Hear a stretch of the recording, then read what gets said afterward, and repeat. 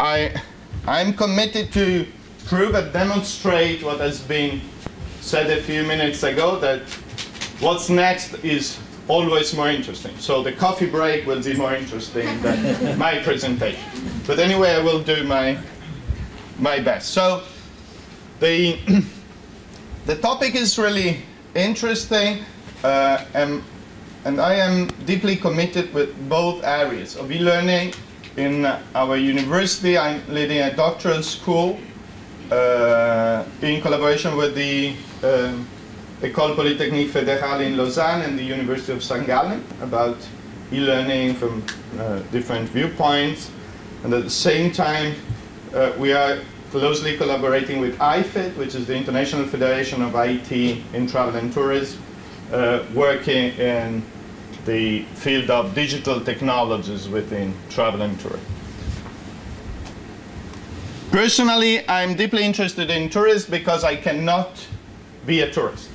And that's my personal commitment, because I have 6 children, and all of them are under the age of 12. So every time I found offers saying every kid under 12 is free, and I call and say, I have 6 kids under 12, they say, no, it doesn't work for you. So that's my personal commitment to tourism. But sooner or later, hopefully, I will start.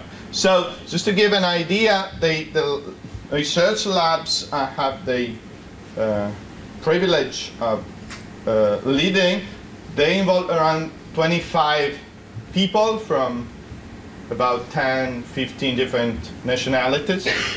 And our goal is to investigate online communication with a very broad perspective. So it's not just focusing on the last gadget. I mean, being mesmerized by new gadgets, but thinking how can new technology be soundly and in a sustainable way implemented in the field. So what I'm going to present to you right now is a few seconds about e-learning. I mean, we are in the temple of e-learning, so I guess most of you know everything about the topic, but maybe a few words for those whose background is more in tourism. Then I will provide a map of e-learning within tourism. So there are, according to me, 4 different areas of application, and so I will go through all of them. Good morning. Good morning. My name is Lorenzo Cantoni. Nice to meet you. If you want to use this one,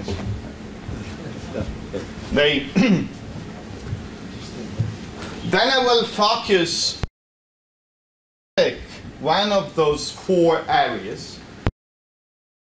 How destination management organizations or tourist destinations can use e-learning, okay, for their purposes. So I will zoom in a sense there.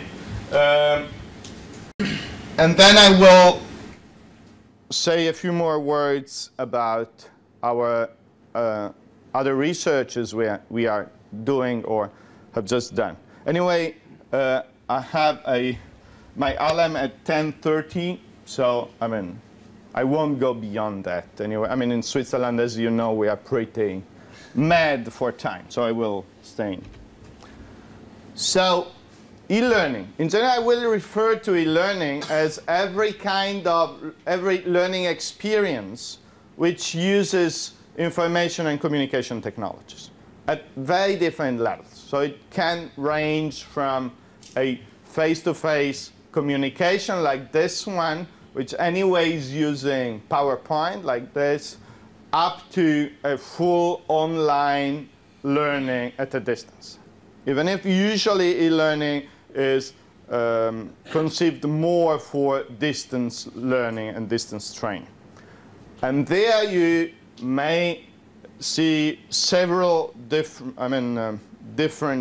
modalities, but it may be useful to distinguish at least between synchronous and asynchronous activities. So synchronous activities are like video conferencing, and you may have different classes or different individuals being trained via sort of a video class or something, while on the other side you may have full asynchronous activities, so where everybody can learn at different paces and or up to just in time. So you start learning something only if you need it, okay? So which is used in several industries.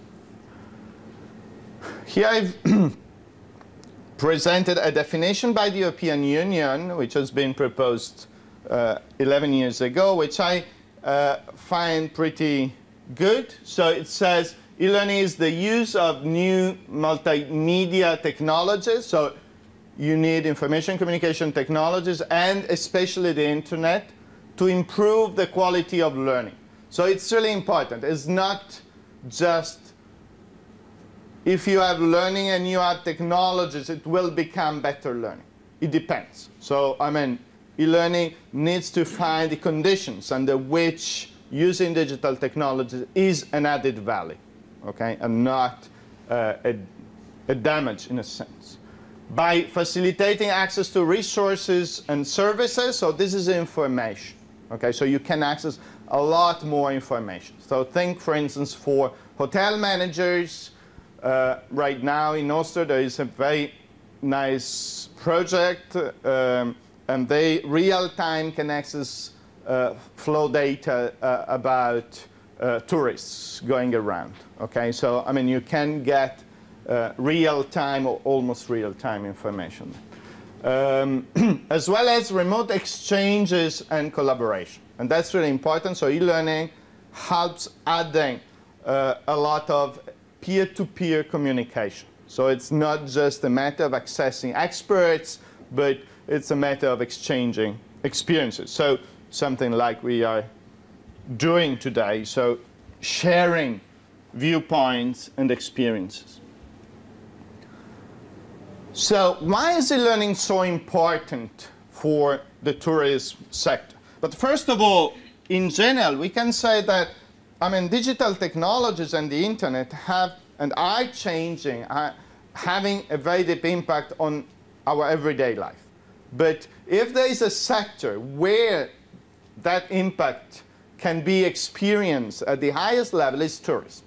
Okay, so in tourism we have new business models and people are doing, both tourists, I mean the demand side and the offer side, are doing the same things in many different ways and are doing different things. So there, e-learning may play, and it's already playing, a major role. So why is that so interesting? So it's a service sector. So people can have burnout and people need to be trained and retrained several times. Okay, so it's lifelong learning. It's not something you can give for granted. Okay. Information-intensive domain. So there are lots of new regulations, lots of new things to be learned every season, every year, sometimes every month. Think of people working at customs, for instance, or doing incoming, changing regulations, and they need to know everything real time. It's globally dispersed and having multi-unit firms, so hotel chains, cruise companies, car rentals, etc. So they need to ensure that the quality standards are the same all over the world. If you want to rent a car at Avis, you don't want to have a different experience in each different office. You want to meet the same standard and the same procedure being consistently followed in an office in Beijing or in an office in Madrid or in Barcelona or wherever else. Okay, so they need desperately to ensure that everybody is trained the same way. It's a sector of small businesses, small and medium enterprises. What's the Spanish acronym for SME? Pymes. Okay, of pymes. So, and that's really important. So, I mean, if we think of those big players, in a sense, we could say, anyway, they will afford spending a lot of money training their people. It's not always true, but we may think something like that. While think of small and medium enterprises, I mean, they need to have training, but they cannot afford attending regular courses many times. Think of a family-owned hotel or restaurant. I mean, for them it's difficult to close down and say, okay, for the next 3 months we will go on training. Okay, so they need to survive, and they need to open the restaurant very early in the morning, closing it very late in the evening. And so they need the flexibility of asynchronous learning. They need the possibility of being trained, not going physically to a training location. Low skills base. So it's, I mean, the World Tourism Organization several times has stressed that tourism needs desperately more skills. Okay, so many times, I mean, people who are unskilled or with very low skills, they are hired and without proper training. Okay, think of waiters, room cleaners, etc. So many times they start without proper training, and they need to be trained. There is a very high staff turnover. Again, I mean, people changing their jobs. Okay, so many organizations, companies changing a lot their employees, and so they need to retrain them very frequently, okay, to make sure that the new comers are trained the same level as those who have just left. There are even more, I mean, huge events. And in those cases, I mean, from 0 to 100%, people managing big events, think of sports event, or even, for instance, here in Spain last year, the World Youth Day, I mean, religious events or whatever, youth events, you need to train several thousand of people just for that event, okay? And many of them, for instance, are volunteers, okay? So they won't work later on in the field, but for that period, be it a few months, okay, they need to be trained, and they need to be fully prepared to manage the event. So for those reasons, e-learning appears to be one of the best strategies to train people, okay? Because it's more flexible, okay? It may be independent from space and time, so people can study at their own pace. Think of seasonality, for instance. Okay, so people working a lot in a few months per year, and then having more time to be trained, to prepare themselves. Think of languages. People willing to learn Spanish or English or another language, they can be trained in that language from institutions which are based in countries where those languages are spoken. Okay, so there are several. Think of offering the possibility of small and medium enterprise managers of exchanging their experience, of benchmarking what they are doing with people in other regions or in other countries. So there are very many reasons why e-learning is really useful and important, and is already and will play a major role in tourism. So we did an extensive research about trying to map the use of e-learning within travel and tourism. And we ended up with a sort of a matrix or a map with 4 main continents, okay, which in a sense can cover or can list the different offer providers. So it's based on who is providing e-learning in this field, okay? So let's start with where we are right now. So online academic courses. Okay, so there are several examples of e-learning being offered by academic institutions. And for instance, I mean, in Asia, there are lots, I mean, thousands of people willing to be trained by European institutions. Okay, and I guess something like that may happen in South America or elsewhere. I'm more expert about what happens in Asia and Africa. But I mean, not going far, as you know, I mean, the Università di Catalonia is offering several programs in tourism, okay, by eLearning. Okay, so I'm not providing any other example. Okay, that's and one of them, for instance, this master program, for instance, is offered in collaboration with the United Nations World Tourism Organization, UNWTO. Okay, so I mean, you may find several organizations offering, I mean, academic organizations offering diplomas. Think in the hotelery area. I mean, in Switzerland, there are several hotel schools which are starting to offer online programs. Okay, why? Because there is a need and an interest from different areas in the world. Okay, so online academic courses. Then we have online corporate courses. And online corporate courses basically, I mean, are big players. Okay, so I was mentioning Avis or Hertz. You may think of big hotel chains offering, running e-learning programs within the chain itself. Okay, so they are not open to other players, but it's used to ensure the same quality standards within the chain. Think of the cruise sector. I mean, nowadays, it's unfortunately experiences very big troubles, but there again, they need to ensure same quality standards, and they have e-learning programs.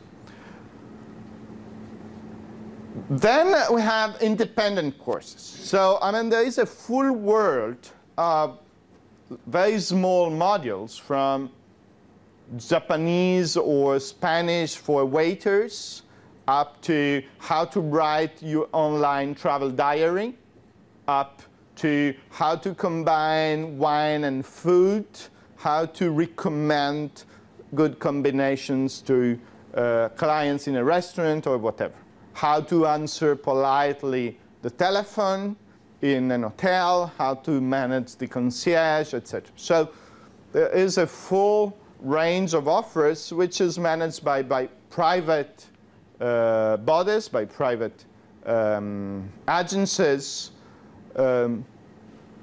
which are offering them, saying, I mean, it doesn't cost a lot, but you may get something useful out of it. And then there is another area, and I will then concentrate on that area because we did very extensive research on that. And it is the area of destination management organization. I know that the term itself may be misleading. I mean, DMOs, several times, they do not manage because they cannot. I mean, but they do marketing, they do harmonization, they do a lot of other activities. But anyway, I mean, they are called DMO. So DMO offering programs to travel agents and to tour operator on how to sell that destination. Okay, so telling them, you know what, you may sell us because this and that, these are the selling tips, these are the information you need to convey to your clients, etc. But I will go much farther in that. But let's go one step farther. So up to now, I've stressed, in a sense, the formal side of e-learning. So I mean, you go there, you take a course, and you are aware of the fact that you are taking a course. So it's formal. Okay, there is an institution or anywhere, I mean, be it your company or an agency, but in a training institution or an institution which also does training, and people learning, they know that they are studying and learning. Okay, so this is formal education. But it's true that e-learning is offering a lot, digital technologies are offering a lot more also in the field of so-called informal learning. So situations in which you learn a lot, but you are not aware in a sense of learning. You are not attending a course. You are not there saying, okay, in the next 20 minutes, I'm going to take a class. Okay? So here, in the informal learning, we have the full range of so-called Web 2.0.0 applications. Okay? So there, think of social networks. I mean, Oyal Miabel is doing great research on that. So there are several social communities, virtual communities.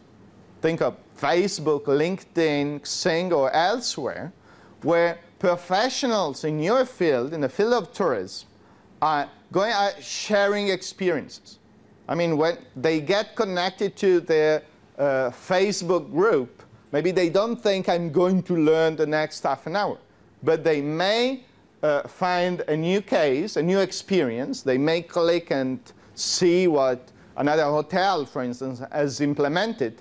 And in half an hour, they have learned a lot, even if it was not a course in the proper formal sense. Think of wikis. Okay, so I know that here in the WOC, wikis are extensively used, but also elsewhere, I mean, companies are using wikis, and they are also informal wikis in a sense. And as you may know, it's not owned by the Wikipedia nowadays, but it was launched together with the Wikipedia. It's WikiTravel, which is a wiki fully focused on traveling. Blogs. I mean, you may follow blogs or microblogging like Twitter of people, experts in a specific field. Okay, and then you learn a lot by games and simulations. That's a very huge area. For instance, there is an hotel chain managing a lounge, a bar, on a 3D environment. And so people, waiters working there, they are supposed to go there and to serve virtual clients. And there is a sort of a mystery shopping, so people going online and interacting with those waiters, I mean, in a very rude or strange way to see how they react. Okay? So simulation, think of revenue management. I mean, there are many simulators on how to manage an hotel, making sure that you get money out of it. You are not losing money. Okay? Podcasts, lots of videos or audios being available in the field. Think of being a tourist guide. Again, you may be interested in watching for instance, a podcast about a monument, about a city. So next time you bring people there, you are better equipped to present it. Mesh up, in general, mobile applications. So where you can learn just in time or just in place. Okay? When you arrive in a place, you can learn a lot. Media sharing. Think of YouTube or Flickr or SlideShare, where you can go, you have an interest in a topic, looking for a presentation. Think of TED conferences. So in general, e-learning helps also to enlarge the audiences. So you may have similar or the same programs, but most frequently similar programs for different people. Think of having legal regulations, and you may have the police, the custom police, and at the same time travel agents doing incoming, being trained in a similar way. You may have local tourist guides and cultural tourists. So you may have similar training or the same contents being offered or repurposed, in a sense, to different publics. So that's to say, learning is so important both at the formal way, so courses, and the informal way, okay? Building communities, okay? Sharing knowledge and experiences. So let's go more deeply in the area of destination management organizations offering e-learning programs. What time is it? Yeah. So, is there anybody working for a DMO or, a tourist office? No. For a travel agency? Yeah, we have this one. Okay. So, in general, the issue is how do a travel agent learn about a destination? Okay. So the best way is going there. Okay, if you can afford yourself with your money, it's the best way.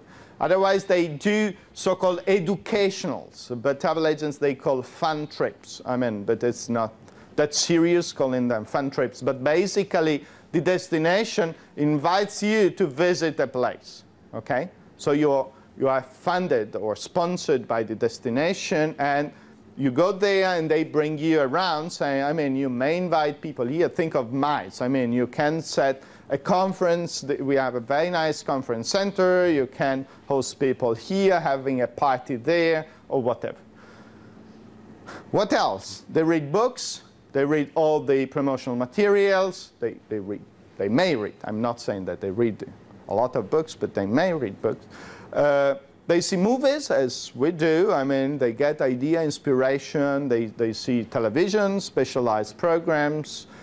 They go on the internet. Okay, so destinations, they are offering a lot on the internet. Okay, so here think of Switzerland, think of My Switzerland. It's managed a very nice website in several languages, etc. But destinations, they realize that they may offer something more to travel agents. In the end, anyway, they are selling the destination. So, they are part of their business, even if they are fully independent.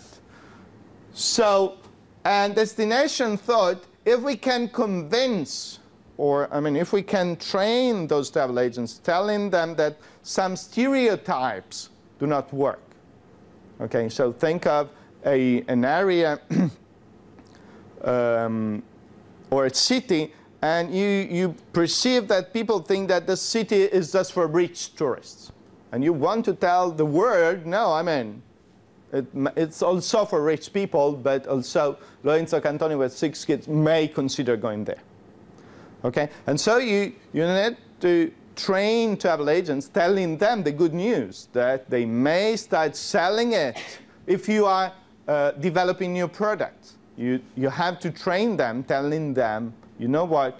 And anyway, nowadays tourism is a globalized industry. So, you need to emerge out of thousands of other destinations. So to tell them, you have 24 hours per day, please devote half an hour, 1 hour to us, instead of devoting 1 hour. Devote 1 hour to Barcelona instead of 1 hour to Madrid, okay? Or, I don't know. So we have studied, no, let's go and then I will. So basically, we have the destination management organization. All of them are doing business to consumer, basically offering information for tourists and prospects. And travel agents, until recently, they have perceived those offers like being a competitor. A lot of travel agents have closed their business, okay, because so-called disintermediation. So the destination sells directly to the tourist. It depends if it is the destination or players within the destination itself. But at a certain moment in time, destinations realize that travel agents are still very important for several reasons. Think of emerging markets, China and India. They do not travel alone, the so-called FIT, free independent traveler. There is not yet a main trend. For legal reasons, for language reasons, for cultural reasons, they travel in group. And so they need travel agents and tour operators. Okay? Those agents, it's not so easy to bring all of them here with fun trips because it may cost a lot. So they started to think, why don't we train them at home using e-learning? And then the best ones we will invite for an educational trip. So the same destination is providing an offer for the end client in a sense, and is providing an offer to the tour operator, so it's B2B2C, so-called, okay? So we did study worldwide, all the nations in the United Nations. 2 years ago, 37 of them were offering something like that, okay? So it's just national. There are also cities, regions, but at the national level, okay? So 2 years later, 69 of them. So the number has almost doubled in 2 years. So right now, there are 69 national destinations offering e-learning programs for travel agents, okay? So, and also Spain is offering, and examples are like also expert program, etc. So the cost is free for them. So you are just supposed to demonstrate to prove that you are a travel agent. But they are pretty flexible on that. So it's paid fully by the DMO, and the time frame is very different. So you may have a course which lasts just 40 minutes, like for the Mauritius training course, up to almost 30 hours for New Zealand, explore New Zealand. Okay, so it's very different offers. So here the blue ones are the countries offering something like that. Okay, so right now there are 69. I guess it's 70 because Santa Lucia sent us an email saying, no, we just started the program. I mean, it's not that big, but anyway, they have to write. So who are the providers? There are few specialized agencies, basically with headquarters in the UK, but in many cases, it is the destination management organization itself developing the learning offer.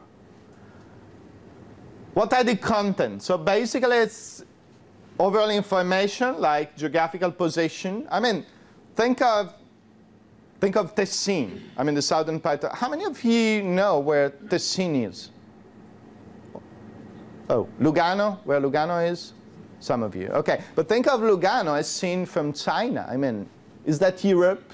Where is it? Mediterranean? I mean, so it's different. So just to tell them, I mean, you know what? We are there. So geographical, demographics, languages spoken, then something about history and culture, accommodation and transportation, how to get there, how to move inside. Formalities, I mean, visa issues, healthcare related issues, currencies, etc. And how to plan itineraries. And selling tips. I mean, you may sell for honeymoon this area, you may sell for sport travelers, this and that, okay? So, and basically it's text, videos, images. It's not really interactive, I must say. Why? Because they do not want to invest in interacting with it. So it's self-learning, okay? So people are supposed just to go there, learn, watch the movies, etc., and pass tests. That's really important. So in the end, most of them are giving you a certificate. The certificate may be shipped in the real world, or you may download it online as a PDF document, and you may put it in your travel agency, and you get a certificate like OC specialist from Australia, or Mauritius training course, or Philippines, etc.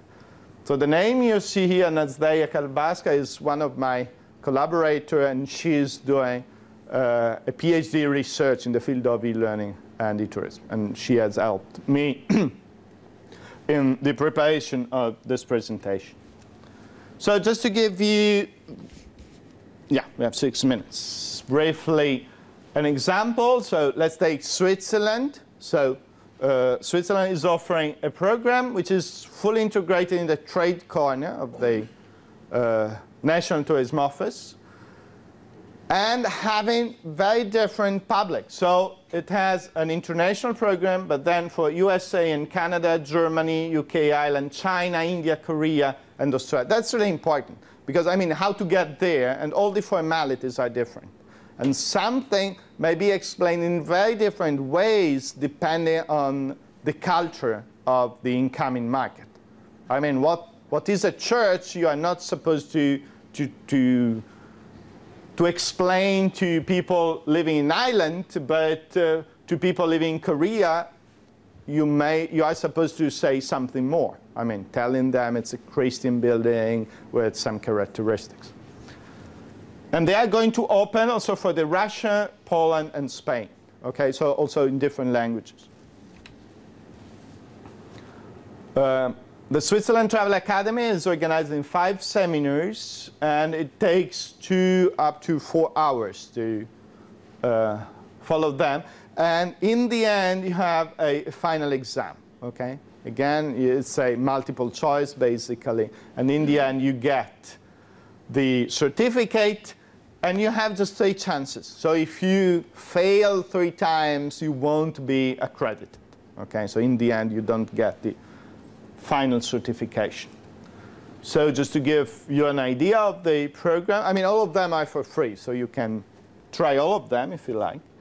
But so just to give you an example, food, for instance. So how to distinguish between fondue and raclette.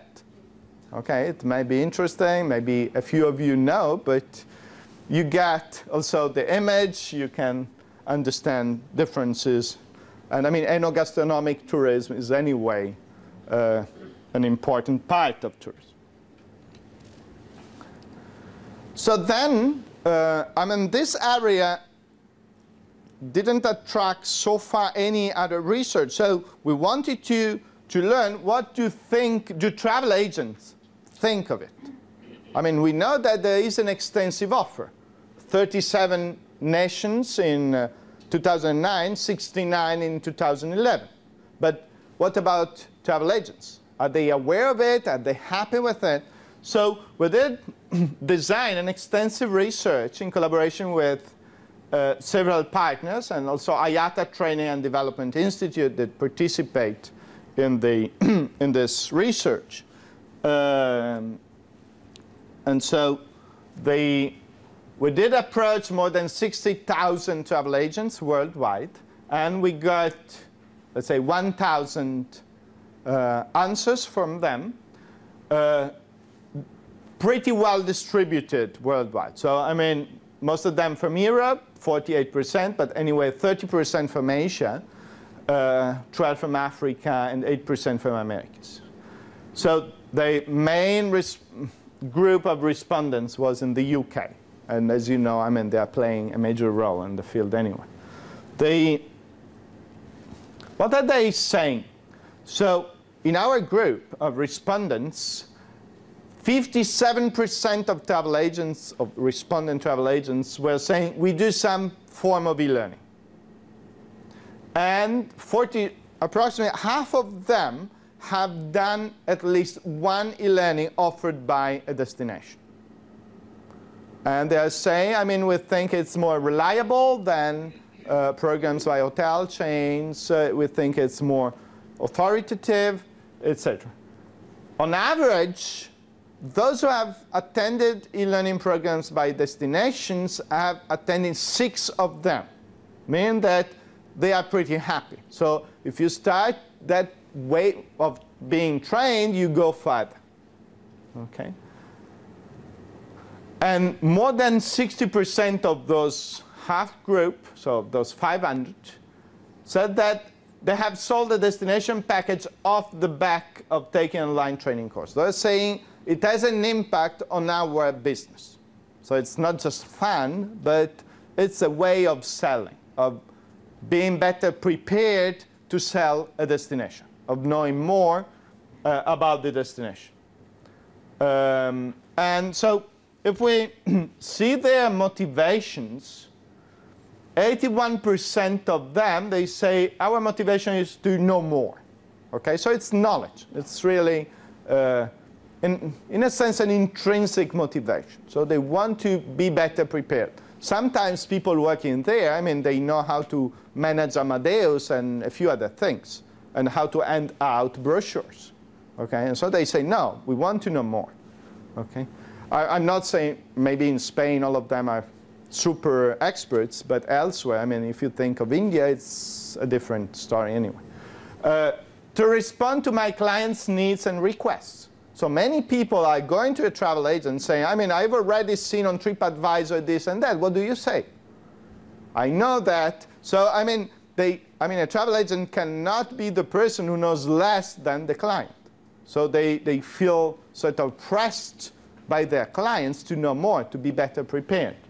Like doctors, anyway. Also doctors, I mean, having patients come in and say, I've seen on 3 different websites that the diagnosis could be this or that or that. What do you think? And doctors say, I don't know anything. But so, I mean, they are feeling pressure, under pressure, to sell more and earn more. Okay, so this is a very good, reasonable reason. I mean, they want to sell more that destination.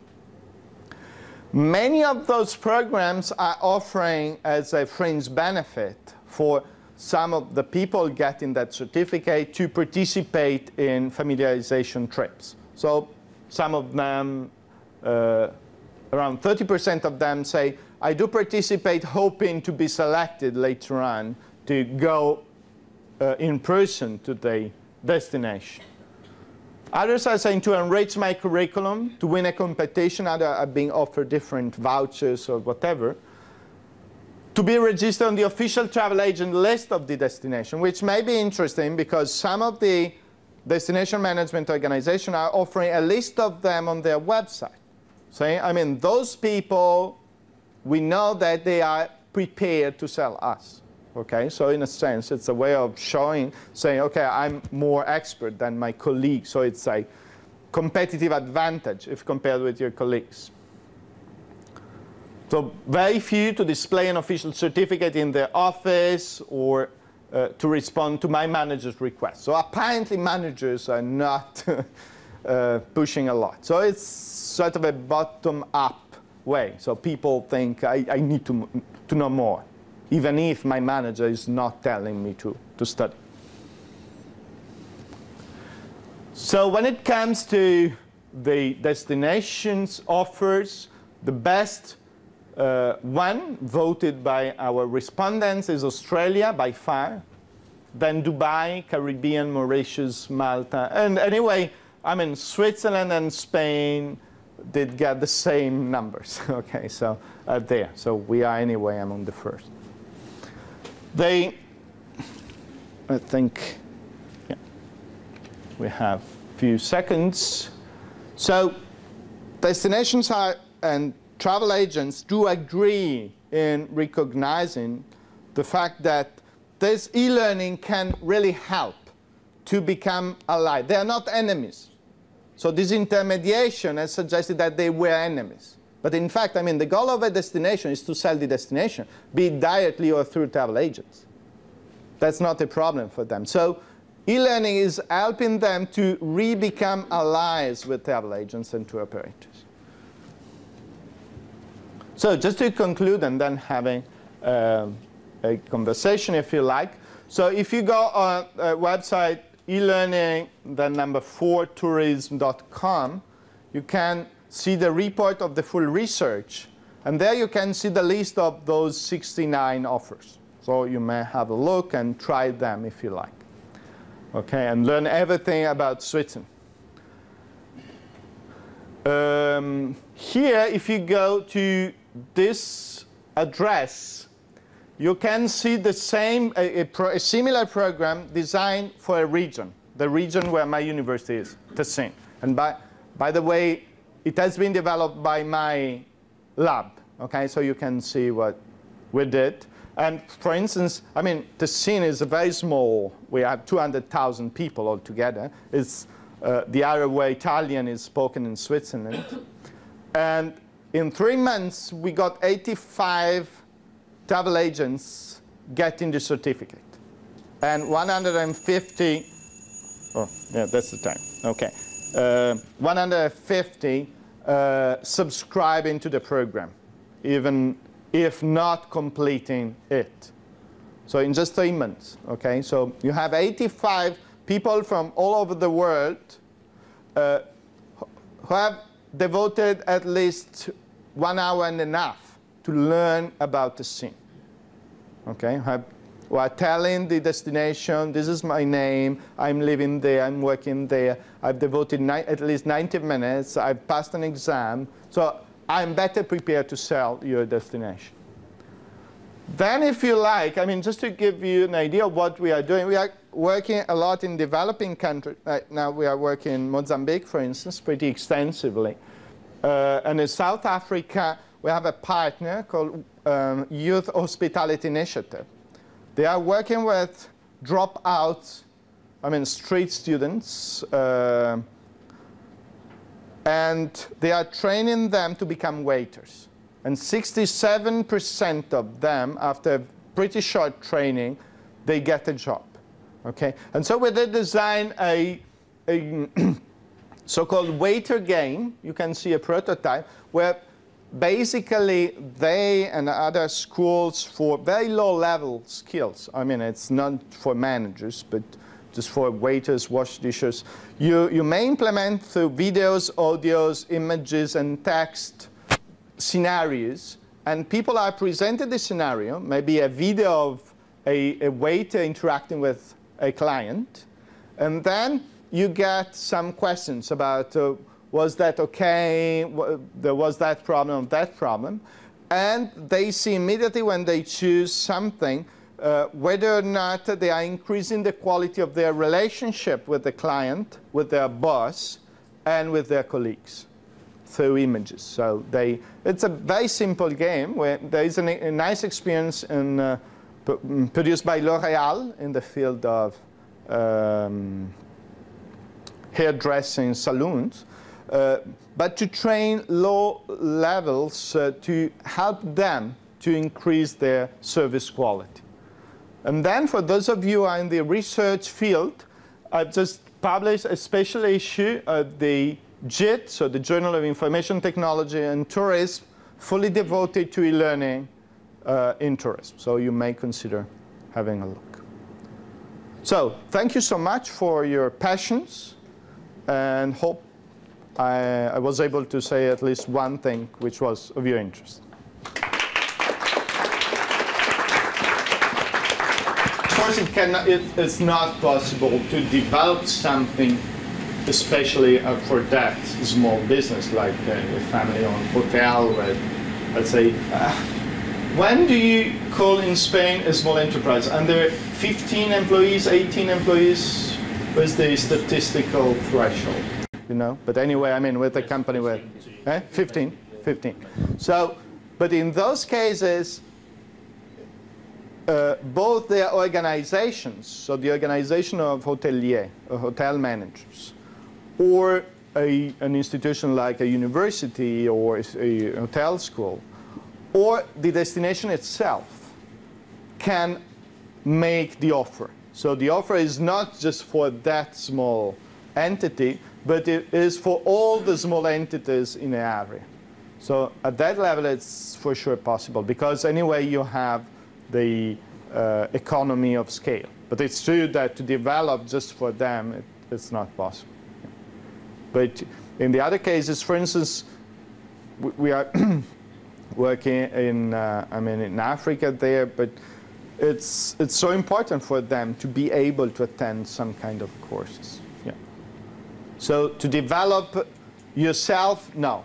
But that another entity, be it the organization of those entities, a university or a training institution or the destination, they can offer it, for sure. I had two questions. First,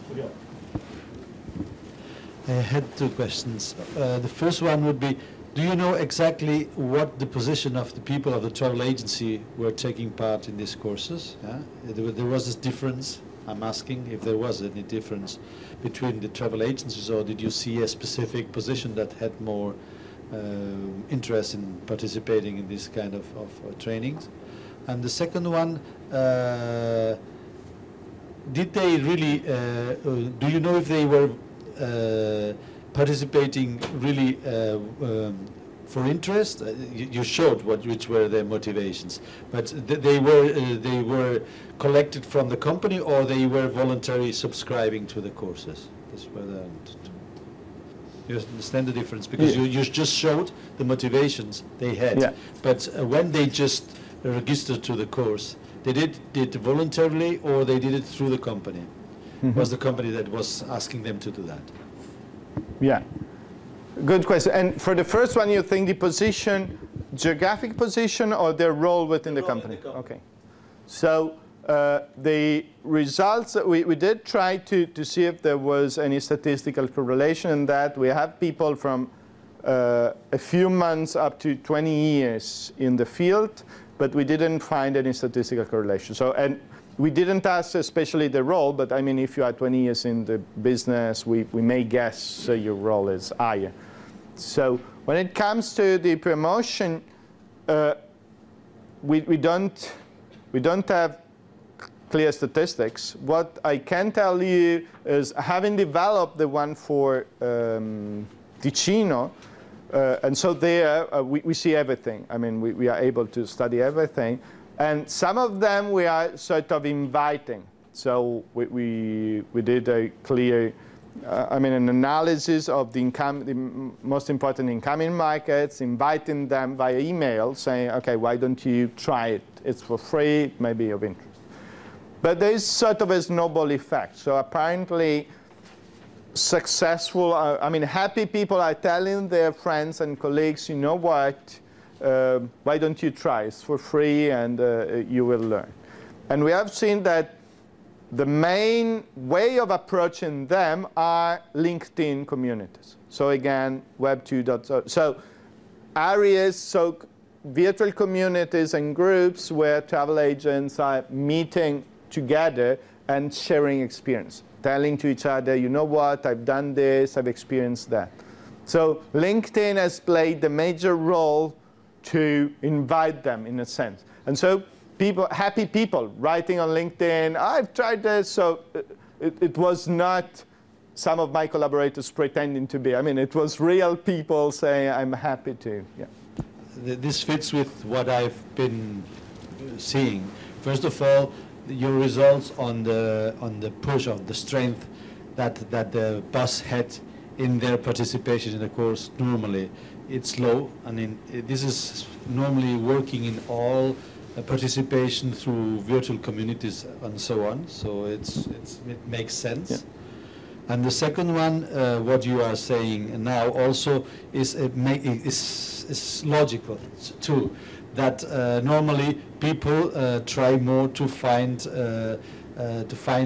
motivation through their colleagues rather than through their bosses, or rather through the official ways. Normally people prefer to trust someone who they know, or in areas where they can find some trustable people, like LinkedIn or something like that, in professional areas, rather than in Facebook, for example, where they have thousands of friends, but really friends, we have no more than 10. In really good friends and professionals, maybe we reach at least 100, but not over that. So yeah, makes sense.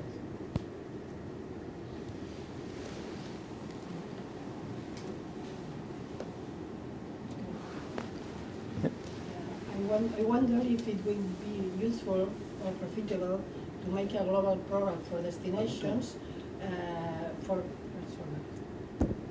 No? Well, shall I repeat it?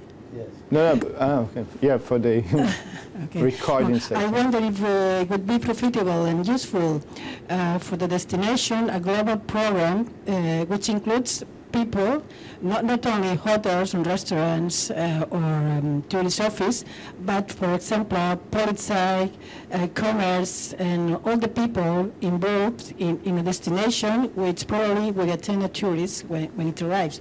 So I think would be very useful. I don't know if it exists or not, this kind of program, because for example, in small destinations, for the people working in a town hall, attending people, going asking for something, and even the shops and the police and every people involved in this destination. I mean, it could be a very nice idea. I don't know if it exists or not. Yeah, thank you, because I mean, I agree fully with you. I did try, but I was too late with the World Football Championship in South Africa to convince them. And even more, I would say, with big events, the main ambassadors of the destination are local citizens. I mean, you will find them on buses, they will answer to your question or not. And so I approached them. I did design an SMS-based game for secondary school students to teach them how to behave and how to be ambassadors of their destination. But as you were saying, shop managers, taxi drivers, I mean, many times they are the first connection. I mean, the first people yesterday, when I arrived here, I took a taxi. I mean, the taxi driver was my first connection with Barcelona, basically. People working in at the custom offices, etc.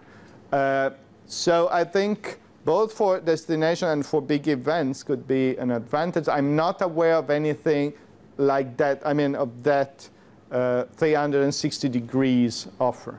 But if you are interested, I would love to develop something. I've approached the next Winter Olympics will be in Russia. I can't remember right now the place, Sochi. In Sochi, I've approached them. Hopefully they will be interested. But because again, I mean, we did design games also for taxi drivers and other people.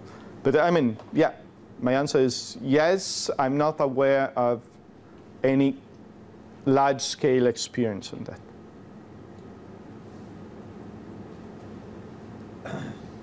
And it may be pretty, I mean, affordable economically because I mean, my background is in communication. I would say the goal for big events is to align all the narratives about the event. Think of the World Youth Day in Madrid. I mean, you may have shop managers whose narrative is, I mean, those young boys and girls will come here, will buy just a bottle of waters and nothing else, basically. So let's double the cost of bottles and that's it. And hope and say that the toilet doesn't work. So that's basically you. But you may have a different narrative saying it's true that religious tourism is not a rich tourist by definition, but it doesn't mean that those young tourists are poor themselves. Maybe in 10 years they will become director of a bank. So the fact that today they have just flip-flops and buy a bottle of water, if you treat them properly and you don't raise the price, etc., in 10 years they will come back with their families in 5-star hotels. So you may have very different narratives. And so using e-learning, you may help aligning the different narratives with a more consistent way. And so all the people involved, from local citizens up to drivers, police, etc., they share the same understanding of the event.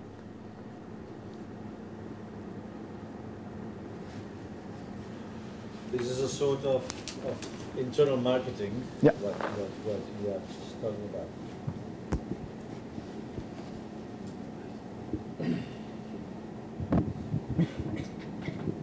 This is a sort of internal marketing what you're talking about, and this has been done already. I remember a book that I always recommend to some students who want to know about tourism, because it talks only a bit about the tourism, but it explains how to build a venue for an event which is called La Ciudad de los Prodigios, which is the city of prodigy, which explains for the first Universal Exhibition in Barcelona.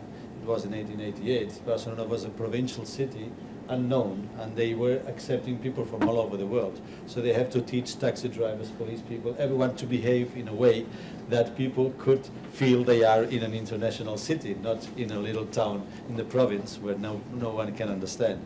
So it's obvious, and later on in the Olympics here, they had to teach taxi drivers to speak a little bit English to understand people. So this is something you have to do on, and this means internal marketing, which really fits perfectly. And I think e-learning means, or ITC technologies are obviously a very good means to help people to do it, because they have mainly two advantages. You don't have to move to a course, you can do it from home.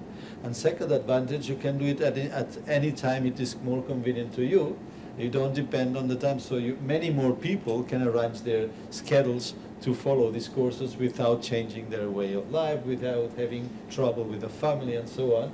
So obviously this means, but on the other side, you can engage them in simulations, what you as you explained, that really give you the opportunity to feel you are inside. So the virtuality gives you the conception you are living a second reality. And what normally it's more complicated to organize in a class, if you have to do it, if you don't have enough people in there. Here you can do it just by virtually. So I think it is probably a good solution. I will try to read your results in your website, because I think this must be shall we say that we have finished the session? Another question? Or?